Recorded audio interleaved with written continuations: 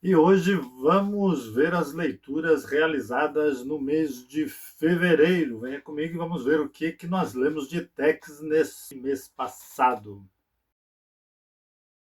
Bom, pessoal, tem bastante coisa aqui e vamos começar pela leitura de Tex Coleção, a continuidade da leitura, já que eu iniciei este ano relendo Tex através da sua Tex Coleção.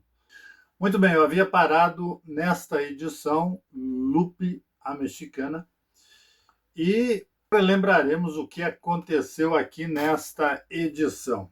Então, como sabemos, Tex se deslocou para o México com a finalidade de atender a um apelo de Montales. Nestas andanças, ele encontra Lupe, a Mexicana, e ela passa a ser uma importante aliada, pois sabe se deslocar naquele perímetro em que o Tex precisa de uma guia. O objetivo é reencontrar Drigo, um aliado de antigamente, que ajudou Tex a colocar Montales no poder, e inclusive foi o principal aliado para prender Mephisto e sua irmã Lili, já contado lá nas edições anteriores. Ele revê Drigo, que está associado ao desesperado El Fierro, que deseja uma parte do tesouro das reservas do governo do México deposto, que, segundo a história, Montales é o único que tem conhecimento. É por isso que Montales não foi morto e está preso na ilha Tiburon. Entre muitas peripécias, o nosso Tex é preso por uma traição del Fierro, e tendo em vista que a Lupe foge dessa prisão se lançando às águas de um rio que passa ali perto, é ela que depois irá ajudar a socorrer Tex, que está preso nas mãos dos mexicanos. Nesta fuga, eles são reencontrados por El Fierro e Tex se lança ao rio com o bandido, travando então uma luta. A edição 12, o Pacto de Sangue, e esta capa original do Pacto de Sangue, que saiu no Brasil, Casamento de Tex. E é por isso que, como esta capa não trazia característicos desse casamento, o Watson Portela foi o desenhista brasileiro que fez esta capa no Brasil. Iniciando a aventura, Tex trava uma briga no rio com El Fierro, ou mata, porque o deixa nas correntezas da cachoeira, se livra dela, enquanto Lupe e Drigo são presos. Tex conseguindo encontrar aonde eles estão presos, Drigo sendo torturado. Ele então entra, surpreende a guarda e eles vão empreender a fuga desta cidadezinha que se chama Ocampo. Deixando os cavalos com fazendeiros, eles partem em busca à estação de Soyopa, onde pegarão um trem a Guaimas. Chegando depois de saltar do trem, devido ao fato de terem sido abordados por policiais, eles pegam uma embarcação e em Guaimas eles combinam com um capitão de navio para seguir para Tiburon. O problema é que este capitão ele está interessado em vendê-los para um grupo de indígenas. Um chefe chamado Jiménez, que deseja tomar o poder na ilha de Tiburon, e para isso sacrifica os deuses. Tex, Drigo e Lupe são então vendidos, engaiolados, aguardando o sacrifício. Com o auxílio de uma faca escondida, Tex foge, liberta Lupe e Drigo, dando tempo para que eles empreendam uma fuga até o forte mexicano, que é a prisão de Montales, e fica atraindo os índios. Só que ele próprio cai numa armadilha porque ele foge exatamente para o templo onde haveriam os sacrifícios e onde não há saída. Ali então ele aguarda fazendo uma resistência no topo do templo até que algum milagre aconteça. Aqui está o Tex combatendo os índios que tentam invadir o templo para capturá-lo. Ele está lá no topo. No forte, Drigo e Lupe são recuperados. Ele inventa que Tex é o embaixador americano no México, fazendo com que o comandante do forte vá em auxílio, atacando os índios e libertando o Ranger. Drigo rapidamente conta a Tex a história que ele vai ter que sustentar e Tex, no forte, bola um plano para retirar Montales.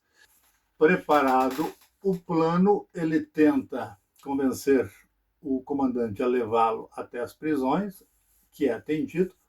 Ele vê Montales, que o reconhece, e liberta então Montales, que, já barbudo, põe a roupa do comandante e passa-se por ele. E é assim que eles fogem em um navio, que é bombardeado pelo canhoneiro do forte, tomam um barco salva-vidas e seguem para a margem. Conseguindo fugir, então eles acampam e Tex, esperando a noite, deixa uma carta de despedida a Montales, explicando que não vai participar de uma nova luta pelo poder no México, e assim ele abandona o México, encerrando esta aventura de recuperação de Montales. A próxima aventura, intitulada O Salto do Diabo, já aparece um Tex recebendo um dos comandantes dos corpos avançados dos Rangers. Ele recebe, então, uma ordem de um telegrama falando da deserção dos índios navarros e pés pretos das reservas. Então, Tex é mandado para a cidadezinha de Lee's Ferry. Lá chegando, ele conhece um informante que atesta sobre o negócio de venda de armas aos índios e vai nesta pista, se deslocando então para a cidade de Durango. E é neste trajeto que ele se depara com os índios navarros, que o prendem, e de uma missão dos Rangers em um simples deslocamento, Tex acaba se casando. Então ele vai para o posto de tortura e a filha do cacique Flecha Vermelha intercede por ele, propondo a sua união com o Cara Pálida em casamento. É bem verdade que Lilith não age no ímpeto. Ela, de fato, lembra-se de Tex. Tanto é que ela cita aqui Tex Willer, amigo de Tesa. Então, ela já tem algum conhecimento. Vamos lembrar que Lilith estudou em colégios de religiosos e, portanto, pode haver o contato dela com Tex em algumas de suas andanças. Aproveitando que de prisioneiro Tex passou a ser genro, ele explica a situação da sua investigação ao chefe Flecha Vermelha e esse dá um prazo para que ele resolva a questão antes dos navarros se colocarem em guerra. E é aí que em Durango Tex conhece a Bessie e Jerry Stone, que é um dos principais nomes envolvidos no tráfico de armas. Tex, nesse momento, ele se apresenta com um nome falso, mas quando entra o xerife, que o reconhece, inclusive sabe que os Rangers estão agindo nessa investigação, ele tem uma jogada dizendo que não sabia que aquele grupo ali era confiável, e com a presença do xerife ficou claro que é um grupo confiável. Mas, na verdade, Tex sabe que é ali que está a podridão. Tex, então, passa a investigar o caso. Na continuidade, a Águia da Noite, Tex interfere diretamente no caso e com a ajuda de habitantes locais, ele descobre que até o agente indígena está envolvido. A trama é interessante. Compram-se armamentos e esses armamentos são roubados no caminho ferroviário a Durango. Mas o roubo é proporcionado pela própria quadrilha, que rouba de si própria para poder transferir esses armamentos para os índios. É lógico, a preço de ouro. Tex então vai dar uma prensa no agente indígena, mas este é morto por um tiro direcionado a ele, disparado por um dos aliados da quadrilha, um índio chamado Tahuná, um índio pé preto. O agente indígena, mesmo ferido, atira em Tex, que leva um tiro de raspão na cabeça e desmaia. E quando Tahuná informa do ocorrido, o xerife corrupto mais o Jerry Stone vão ao local, encontram Tex desacordado e o incriminam da morte do agente indígena. Consequentemente, Tex é preso e aí é só inventarem ocasião para enforcá-lo em um linchamento. Com o artifício do xerife, passa-se uma arma para Tex, querendo que ele fuja, supostamente com o auxílio do xerife. Mas o fato é que assim que ele sair por trás da delegacia, ele será alvejado por comparsas. Tex percebe a artimanha. Com a ajuda de um amigo que também lhe passou um revólver, ele intimida o xerife, faz o xerife sair primeiro e ele é alvejado, e inteligentemente se esconde atrás da porta quando a turba furiosa ouve o disparo e corre para os fundos da delegacia, se deparando com a porta aberta. Deduzem que ele fugiu e acabam trocando tiros com os outros bandidos também envolvidos na farsa. Desta forma, Tex sai deste esconderijo temporário, corre para o salão da Betsy, ateia fogo em tudo e foge para avisar o comando dos Rangers. O problema é que o comandante do Ranger já havia recebido um radiograma de Jerry Stone informando que ele assumira como xerife e denunciara Tex fugido da cadeia por homicídio ao agente indígena. O comandante, embora acredite em Tex, resolve mantê-lo sob custódia no quartel. Tex fica indignado, aponta uma arma para o comandante, dá-lhe uma coronhada na cabeça e foge. E temos novamente um Tex fora da lei. A partir daí, Tex se veste de preto e vai agir contra aquela quadrilha por conta própria, queimando e destruindo os carregamentos de armas que vêm pela ferrovia, antes que os bandidos possam interceptá-la e falsamente assaltá-la. Ele descobre que esta mercadoria tem as iniciais B e T, que são a sigla de homens que ficarão para a história texiana, os famosos vendedores de armas Brennan e Teller. Tex então acaba sendo seguido por um dos índios pés pretos, que faz contato com a quadrilha e o seu cacique, que é o índio Raposo Vermelho. Este segue Tex e descobre que ele vai para a aldeia dos Navarros. Neste episódio acontecem duas coisas importantes para a mitologia texiana. Tex recebe o nome de Águia da Noite, pelo fato de se vestir de preto, e também ganha um cão que passa a ser o seu companheiro de aventuras nesse período, que é o cão Satã. Satã é uma ideia de Gianluigi Bonelli para dar uma companhia ao Tex similar ao do Fantasma. Não cai bem e o Satã fica atuando por poucas aventuras. Raposa Vermelha, seguindo o Tex, encontra Tágua, um navarro que era apaixonado por Lilith e é conhecido deste pé preto. Então, Raposa Vermelha tem a ideia de raptar Lilith, com a suposta intenção de entregá-la à Tágua e, consequentemente, promover a queda de Águia da Noite. Tágua, então, rapta Lilith e a leva da aldeia, mas é morto pelo próprio Raposa Vermelha, que tem a intenção de levar Lilith à tribo dos Pés Pretos para, com isso, liquidarem Tex. Tex e Flecha Vermelha, mais os navarros, vão atrás da pista deixada pelo cavalo de Tágua, mas o encontram morto. E Tex, querendo evitar uma guerra entre navarros e Pé Preto, segue sozinho para a aldeia dos Pés Pretos, cujo saquém é Grande Trovão.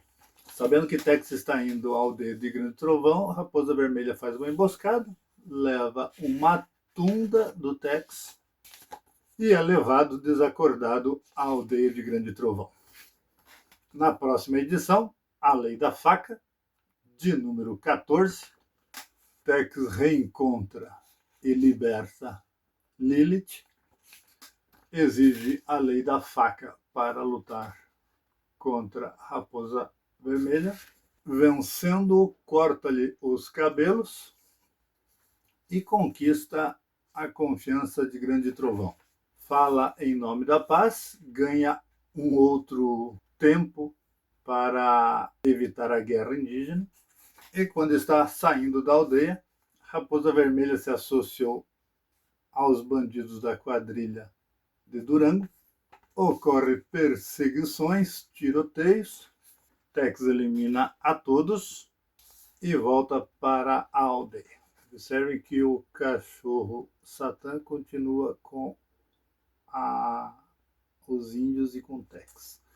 E aqui nós temos então a primeira aparição de Brennan, o sócio de Teller, que vai ter uma importantíssima atuação na mitologia texiana. Ele está conversando com este outro pistoleiro de aluguel, que se chama Trenton, e manda-o para Durango, na tentativa de corrigir o que está acontecendo por lá. Ao mesmo tempo, Kit Carson está intervindo junto a Marshall por Tex, mais uma vez. E Marshall manda Kit Carson ver o que está acontecendo e tentar resolver esse pepino. A coincidência faz que Kit Carson vá ao trem e entre na mesma cabine de Trenton. E a coincidência também faz Águia da Noite atacar justamente esse trem, que também carrega armas que será traficada aos índios. Kit Carson, na tentativa de parar o Cavaleiro Negro, descobre que este é Tex, e agora ambos estão juntos novamente. Fugindo do trem, Tex leva Carson para a aldeia e Trenton começa uma nova negociação com a Bessie para entenderem o que está acontecendo. Quando Tex e Kit Carson vão a Durango para transmitir uma mensagem pelo telégrafo, o novo xerife, Stone, já dá voz de prisão a Tex, leva os populares contra ele. Eles ficam admirados de saber que o grande Kit Carson está com eles. E dá-se forte tiroteio, onde o Trenton é abatido por Tex. Tex e Carson ficam encarcerados, então, na estação de rádio, e de lá só saem com a ajuda da intervenção de Flecha Vermelha, que é alertado por um de seus índios que estava na cidade. A própria Lilith vem com ele. Carson, então, lembra Tex que os índios estão fora da reserva. Tex pede a Flecha Vermelha que retorne à aldeia e passam então a perseguição de Bessie, que está fugindo de carroça com as suas riquezas. Dessa perseguição, há a queda em um precipício, o fim de Bessie e o fim da quadrilha. Tempo depois, Carson leva Tex na aldeia um radiograma de Marshall dizendo que não tem provas suficientes contra Brennan e Teller. E Tex resolve agir. E nós temos aqui a primeira aparição da dupla, Brennan e Teller juntos. Tex e Carson vão aos escritórios da empresa de armamento do Brennan e Teller. Eles estão na cidade de Denver. Tex invade o escritório, para variar, bota fogo no mesmo e levanta as provas necessárias contra os bandidos. A sequência disso é que Tex pede, então, demissão dos Rangers por não compactuar com a burocracia da instituição. Tex não é mais Ranger. A próxima edição temos a quadrilha dos Daltons. Essa aventura começa com a apresentação dos integrantes da quadrilha e esta aventura tem uma história interessante. Tex, que já não é mais Ranger, conversa com Bill Smith. Smith é um detetive da Union West Railroad e oferece serviço para o Tex, mas Tex fala que deseja ficar sozinho. Mas daí Bill fala que Tex não está mais sozinho porque sabe que ele anda na companhia de um índio. Neste momento houve-se disparos, os Daltons estão assaltando um banco. Na fuga, eles atropelam uma mãe com sua filhinha pequena, numa cena cruel que revolta os populares, e Tex monta com Bill uma posse para sair à procura dos Daltons. E na saída, com um grito, surge a figura de Jack Tigre. É a primeira aparição de Jack Tigre nas aventuras de Tex. Isso é história editorial. Todos que gostam de Jack Tigre, todos que viram o protagonismo dele em aventuras como Tex o Implacável, devem saber que Jack Tigre surgiu exatamente aqui e dessa forma. Nesse período, Tex faz bastante perguntas a Jack Tigre e usa muito do conhecimento do parceiro índio, inclusive mostrando que ele próprio está aprendendo com Jack Tigre. Nesse período, Jack Tigre chama Tex de Águia da Noite. Depois disso, Jack Tigre vai chamar Tex como um parceiro igual a ele, chamando-o de Tex. E recentemente, isso tem me incomodado bastante, eu não sei se é Sérgio Bonelli editor, possivelmente é, ou talvez a tradução da própria Mitos. Jack Tigre volta agora, nas aventuras atuais, a chamar Tex por Águia da Noite, dando-lhe uma subordinação da qual ele já não possui mais. Foram muitos anos de convivência chamando Tex como um parceiro. Por que agora aparece Jack Tigre chamando Tex respeitosamente de Águia da Noite?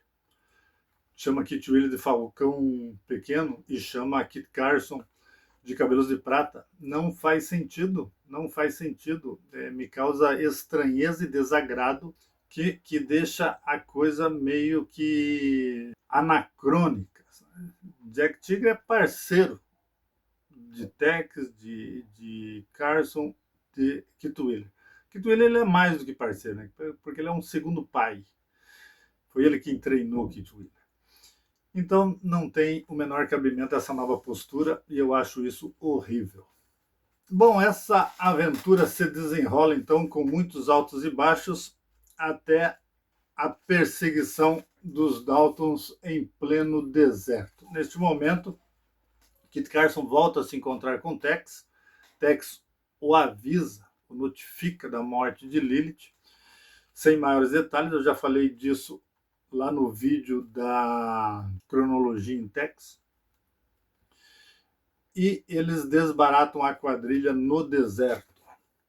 A partir daí nós temos uma aventura de Tex com Jack Tigre, uma aventura indígena com os índios Iaque, onde Tex vai, juntamente com Jack Tigre, se envolver contra um feiticeiro de Araque, por um nome muito esquisito para nós brasileiros, é o índio Toba, e sua mãe, uma feiticeira, e ambos buscam o poder na aldeia Yak, e Tex promove aí altas lutas, sendo preso, sendo intimidado por pumas, até o desbaratamento dos feiticeiros e dos índios Yak.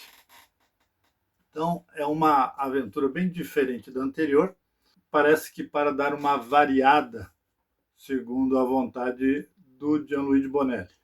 A próxima aventura, a aventura no Rio Grande, onde Tex vai operar na cidade de El Paso, traz uma excelente novidade. É a primeira vez que um outro desenhista desenha completamente uma aventura de Tex. Estamos falando de Uggieri, que vai desenhar toda essa aventura. Se tem uma coisa que o Uggieri merece respeito é por desencanadamente desenhar um Tex muito particular, muito dele, muito provavelmente porque não estava acossado pelo respeito que a fama do personagem alcançaria. Então nós temos o Uggieri com um traço bem dele, um Tex bem dele, e uma aventura bem bacana. Passada em El Paso, com várias referências nominais à aventura del Diablo, portanto, uma pegada cronológica assim, personagens daquela aventura citados. Então temos aqui o Tex de Uggieri. Uma aventura muito bacana, onde Tex se depara com xerifes corruptos, poderosos da cidade, como o mexicano César Ibáñez, um juiz corrupto. Essa aventura continua no próximo número, que é Asfilada. E esta mão indica a próxima aventura e não é a mão vermelha, da qual já passamos, inclusive. E temos a conclusão da história, a primeira história desenhada por outro desenhista que não Aurélio Galippini.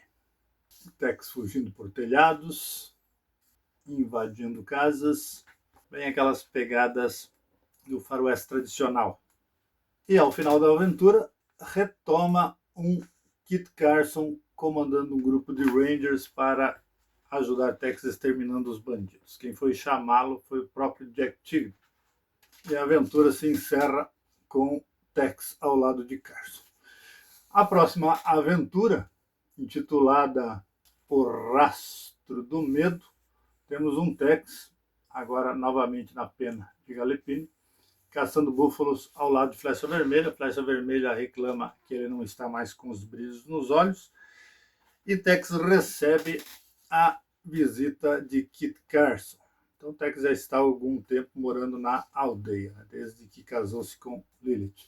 E é aqui que Carson tem o chapéu furado por uma flecha do pequeno Kit. Então esta é a primeira aparição de Kit Wheeler nas aventuras texianas, já chamado de Falcão Pequeno, sendo apresentado a Kit Carson. Carson, na oportunidade, fala: faço votos que você cresça bravo, forte e corajoso como seu pai. Todas as outras aventuras que teremos pela frente vão provar isso. Bom, o que Carson foi levar para Tex a informação de que esses 3 bandidos cometeram o assassinato de Arkansas Joe. E aí, Tex deixa Kit Wheeler aos cuidados de Jack Tigre e de Flecha Vermelha e parte para uma nova missão. Curiosamente, nesta conversa com Carson entrega-lhe a estrela de Ranger. E agora sim, nós temos Tex Ranger novamente. Também é nesta aventura que Tex recebe o Wampum Sagrado. É essa espécie de cinto que Tex amarra à testa, né? Mas que, em princípio, a ideia vendida aqui é como se fosse um cinto. Então, esta é o primeiro registro do Wampum sendo entregue para Tex. Então, aqui há muitas origens sendo apresentadas. O Tex então ruma para o Canadá, onde aqueles 3 assassinos fugiram, e se deparando com o assassinato de um casaca vermelha, né, um dos soldados da rainha, ele põe no cavalo e leva à cidade de Woodville, aonde ele é recebido pela guarnição, e quem o recebe é um jovem sargento chamado Jim Brandon. Então essa é a primeira aparição de Jim Brandon nas aventuras de Tex Willer. Eu fico maravilhado porque o princípio das coisas, a origem, especialmente a origem gráfica de personagens tão sólidos, é uma coisa bacana demais, e a gente só tem isso se for atrás das origens editoriais. É claro que vocês vão encontrar isso no Tex Omnibus.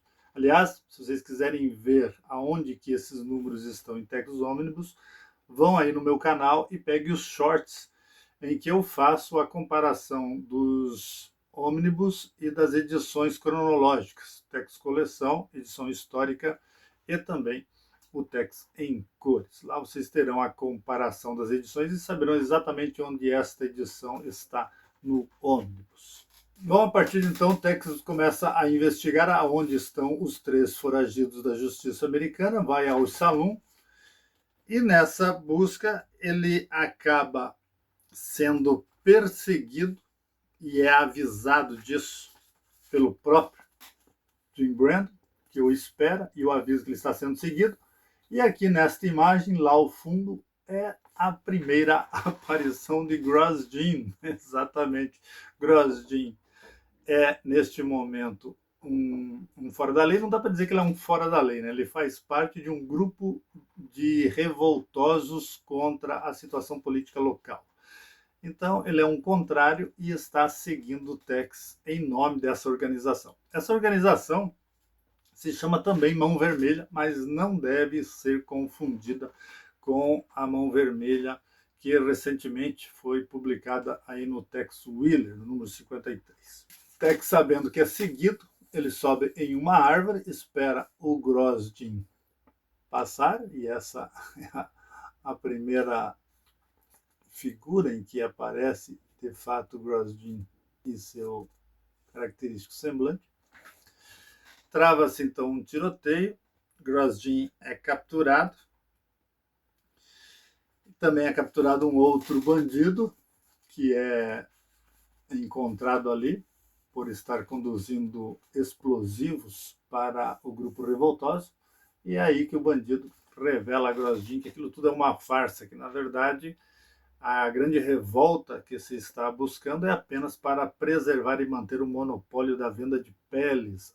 Grosjean cai em si e passa então a ser um colaborador de Tex. Começa uma amizade que vai durar por muito tempo, nós sabemos. A próxima edição, de número 18, traz os heróis do Forte Kinder, quando Grosjean e Tex se albergam no Forte Kinder e fazem uma valente proteção dos ataques dos índios Sacs, que juntamente com os revoltosos da Mão Vermelha estão tentando tomar o forte. Ao final desses violentos combates, os índios de fato invadem o forte. Tex, Grosjean e os sobreviventes vão para o porão, quando então os militares da Polícia Montada do Canadá conseguem chegar ao local e os salvam. A partir daí, Tex e Grosjean vão atrás dos cabeças do movimento. E vamos para a última edição que eu li, a de número 19. Nesta edição, a busca pelos assassinos acaba levando-os à tribo dos índios Sacs, onde, com muita luta, captura de Tex e Grosjean, sua libertação graças ao wampum sagrado, primeira vez que o wampum é utilizado para intermediar o contato com os índios, aqui os índios Dakota, que estavam visitando os Sacs, na verdade tentando unir-se a eles para a guerra indígena, até finalmente o desbaratamento deste movimento. Com o desbaratamento, os bandidos sobreviventes, dois deles, acabam tramando um plano para raptar Kit Wheeler. Kit Wheeler é raptado, Tex fica à mercê da chantagem deles, mas nesse momento Tex reencontra Jack Tigre, que vem ao Canadá justamente para tentar recuperar Kit Wheeler, já que ele tem a responsabilidade de ser o tutor da criança quando o Tex não está na aldeia. Então, Kit Wheeler é resgatado no momento em que está sendo submetido ao ritual de sacrifício pelos índios Sacs. Neste momento, Jim Brandon salva a vida de Tex se jogando na frente dele, enquanto ocorrem os disparos, e é ferido no lugar de Tex. Isso vai originar muito reconhecimento da parte de Tex ao amigo Jim Brandon. Vencido aquela situação, Jim Brandon agora, recuperando-se do ferimento em um forte, fica contando histórias ao pequeno Kit Wheeler, quando chega um radiograma para uma nova missão. Para essa nova missão, Tex e Grosjean vão sozinhos e deixam Jack Tigre, Jim Brandon e Kit Wheeler no forte se recuperando. Passaremos então a continuidade dessas aventuras no nosso próximo mês. Mas eu já estava relendo o Tex Coleção, a ordem cronológica de Tex no Brasil, resolvi retomar a leitura de Tex Wheeler, aproveitando o embalo. Então, nesta primeira edição, Tex Wheeler, Vivo ou Morto, nós temos um arranjo em que antecede, Tex intervém na perseguição da Tesa pelo John Coffin. Então eles criam uma história em que Coffin está atrás de Tex como um caçador de recompensas, encontram Johnny Jones, um ladrão de cavalos. Tex intervém, entra em tiroteio contra Coffin. Coffin acaba caindo em um rio. Tex o dá por morto. O Johnny foge, mas acaba nas mãos dos Apaches Chiricahuas. E Tex, já sendo irmão de sangue de Cochise, aparece e intervém por Johnny. Essa aventura ela é, então, um prelúdio para o encontro de Coffin, Tesa e Tex, que é o que abre a história editorial de Tex Wheeler. Na segunda edição de Tex Wheeler, uma nova tergiversação editorial. Acaba surgindo o Red Bill, que é um bandido, um coioteiro ou algo parecido, e isso leva ao confronto de Tex com esse bando. Então, mais uma tergiversação histórica aqui nesse número 2. São histórias boas, não estou criticando as histórias. Nem estou classificando histórias boas ou ruins, não faço isso. E finalmente chegamos na origem do segredo do medalhão, que é exatamente o que antecede os eventos que levaram Tesa a fugir de Coffin. Aqui aparece a Tesa na tentativa de recuperação do medalhão, trabalhando como cozinheira no salão. Isso foi aventado lá no princípio editorial de Tex, no final dos anos 40. E aqui agora é desenvolvido nas histórias de Tex Wheeler. A recuperação do medalhão e a fuga que deu origem ao primeiro quadrinho de Tex. Então, nessa reconstrução do De Angelis, nós temos o primeiro quadrinho feito por Gallup, lá em 48. E daí aqui segue a ordem cronológica, com elementos revisitados dos desenhos de Gallup daquele momento. O encontro com o bando de Coffin, e por aí segue toda os acontecimentos já contados por Gallup e Gianluigi, e agora revisitados por Bozelli e De Angelis. O tiro que pegou de raspão na cabeça de Tex, lançando as águas do rio. A Tesa enterrada no deserto para morrer. Então tudo isso é muito bem revisitado nesta aventura. E o último que eu li neste mês foi a edição 4, que é a conclusão, quando Coffin e Dente de Lobo vão à estranha pedra chamada de Rocha Falante. Os blocos de pedra que acionam o mecanismo, isso foi mostrado por Gallipini. O tesouro. O interessante é que aqui há mais atenção ao traço, coisa que Gallup não fazia naquele período por vários motivos. Eu até vou comentar sobre isso quando falar dos desenhos de Gallup. A prisão de Tex e Tesa na sala do tesouro, a morte do Dente de Lobo pelo próprio Coffin. E aqui, ao contrário do que de fato se passou lá em 48, aparece Tex e Tesa ocultando o tesouro